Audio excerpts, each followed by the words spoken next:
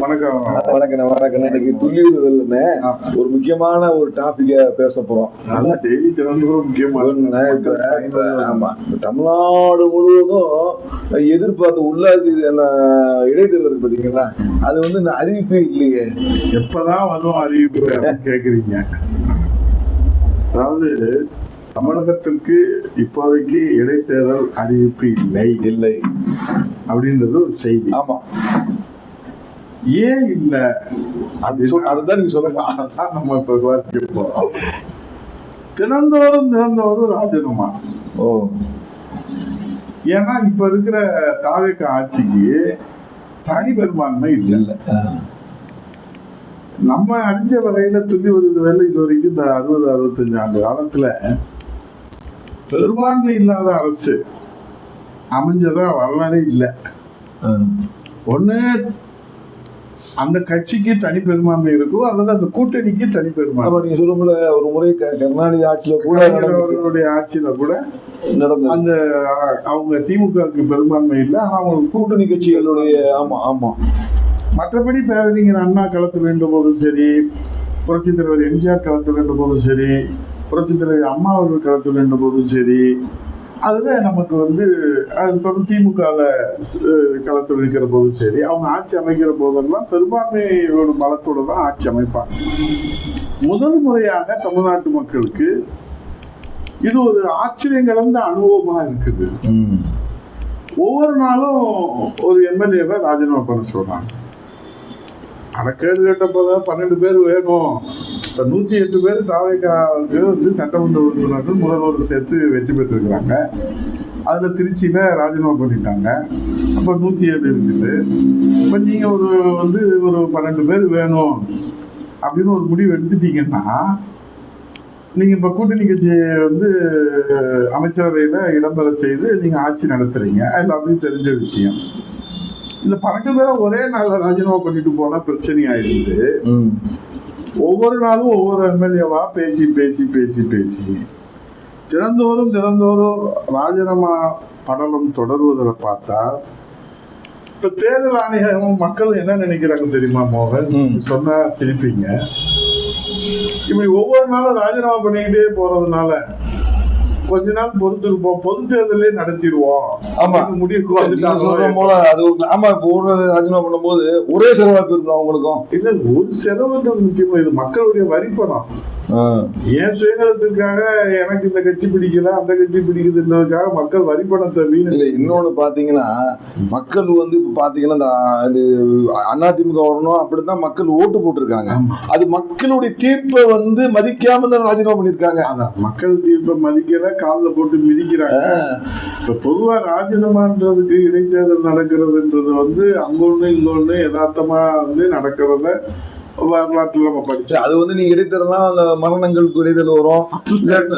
பொதுவா இடைத்தேர்தல்னா வந்து நீங்க சொன்ன மாதிரி எதிர்பாராத விதமா ஒரு விபத்து அது வந்து மருத்துவ ரீதியான அந்த ஆரோக்கியத்துல வந்து அவங்களுக்கு ஏதாவது பிரச்சனையாகும். அதுதானே தமிழ்நாடு அரசு கண்டிருக்கு இது வரைக்கும். அதனால வர்ற இடைத்தேர்தலை வந்து தேர்தல் ஆணையம் வந்து நடத்துறத அவங்க முனைப்பு காட்டுவாங்க. இது தவிர சுயநலத்துக்காக, பதவிக்காக மக்கள் தீர்ப்பை வந்து தூக்கி காலில் போட்டு மிதிச்சு இப்போ வந்து அவங்க வந்து இடைத்தேர்தலில் வந்து மீண்டும் நின்று ஜெயிச்சிருவோன்றது வந்து ஒரு ஜனநாயகத்திற்கே ஒரு சவால் விடுகிற ஒரு நிலையான. அதனால இது குறித்து இதுல குதிரை பேர் நடந்திருக்குன்னு சொல்லி எல்லா கட்சிகளுமே, அதிமுக மட்டும் இல்ல, பாரதிய ஜனதா கட்சி கொடுத்திருக்காங்க, எதிர்கட்சியா இருக்கிற திமுக கொடுத்திருக்காங்க. ஆஸ்டின் எம்எல்ஏ பேசுற மாதிரி அவங்களுக்கு குற்றச்சாட்டு சொல்லியிருக்காங்கல்ல பகிரங்கமா. ஆதாரம் இருக்குன்றாங்க. இப்ப ஆஸ்டின் எம்எல்ஏ வேலை பேசுறது, அனிதா ராதாகிருஷ்ணன் வேலை பேசுறது எல்லாம் ஒரு புறம் இருக்கட்டும். அவங்க கூட்டணி கட்சியில இருக்கிற தலைவர் வைகோ, அண்ணன் வைகோ அவர்களே எங்க 2 எம்எல்ஏவை முதல்வர் விஜய் அவர்கள் ராஜினாமா செய்ய சொன்னாரு. நான் விஜய் ராஜினாமா செஞ்சா இடைத்தேர்தல் வந்துடுமேன்னு கேட்டேன். இடைத்தேர்தல்ல நானே வந்து பிரச்சாரம் செஞ்சு உங்க 2 எம்எல்ஏக்களையும் நான் வெற்றி பெற வைக்கிறேன்னு சொன்னார். அப்ப அவரே ஒப்புதல் கொடுத்துட்டாரா? இதை தவிர வேற என்ன சாட்சி வேணும்? அப்ப கைப்புண்ணுக்கு கண்ணாடி எதுக்கு அப்படின்னு சொல்லுவாங்க. அப்ப பகிரங்கமா நடக்குது குதிரை பேரம். இதெல்லாம் பார்த்துக்கிட்டு தேர்தல் ஆணையம் எப்படி சும்மா இருக்கும்? அப்ப இப்ப நீதிமன்றத்துல வந்து அண்ணா திராவிட முன்னேற்ற கழகம் வந்து வழக்கு ஆமா ஆமா தேர்தல் ஆணையத்துல முறையிட்டு இருக்கிறோம், நீதிமன்றத்திலையும் முறையிட்டு இருக்கிறோம். இதுல வந்து கவர்மெண்ட் இது பெட்டிஷன் கொடுத்துருக்காங்க. அதுதான் நான் சொல்றேன், இந்த மாதிரி ஒரு கூத்து கொடுமைகள் எல்லாம் கவர்னர் வேடிக்கை பார்த்துருக்க கூடாது. இத வந்து நீங்க வந்து உரிய வந்து நடவடிக்கை எடுக்கணும். ஏற்கனவே வந்து அம்மா மக்கள் முன்னேற்ற கழகத்துல ஒன்னே ஒண்ணு கன்னியாகுமரி எம்எல்ஏவே தூக்கி போயிட்டாங்க. ஆமா, அப்புறம் அவரும் பெட்டிஷன் கொடுத்தாரு. அவரு வந்து இப்போ காவல்துறையிலே வந்து கொடுத்துருக்காரு. அந்த வழக்கு நிலுவையில் அந்த வழக்கெல்லாம் போட்டாங்களா? ஆமா, வழக்கு நிலுவையில் இருக்கு. இதுக்கு இடைவெளியில எல்லாம் விஜய் அவர்கள் தன்னுடைய ஆட்சி அதிகாரத்திற்காக ஆள் பிடிக்கிற வேலையில அதிக நேரம் செலவிடுறாரு. இதை பார்த்து மக்கள் வந்து சிரிக்கிறதா அழுகிறதான்னு தெரியல. இல்லை, நீங்கள் உங்களை மாதிரி என்ன சில அரசியல் பிரமுகர் என்ன சொல்கிறாங்க, இப்போ இதை வந்து இப்போ இந்த தேர்தலுக்கு வந்து சம்மந்தப்பட்ட எம்எல்ஏக்களே வந்து ராஜ்யசபா எம்எல்ஏக்களே செலவழிப்பாங்களா அப்படின்னு ஒரு கருத்து சொல்கிறாங்க.